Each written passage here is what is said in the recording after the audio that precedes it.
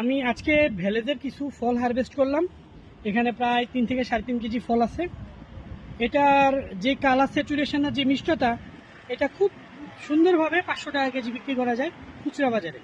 আর পাইকারি বাজারে বিক্রি করতে গেলে তাও 350 থেকে 400 টাকা এটা বিক্রি করা যাবে। আমি এর আগে আমরা বাইকুনুর সেল করছি, নাড়ু সিডলেস সেল করছি, ভ্যালেজ আমরা অল্প কিছু সেল করছি, সেগুলো খুচরা লেভেলে।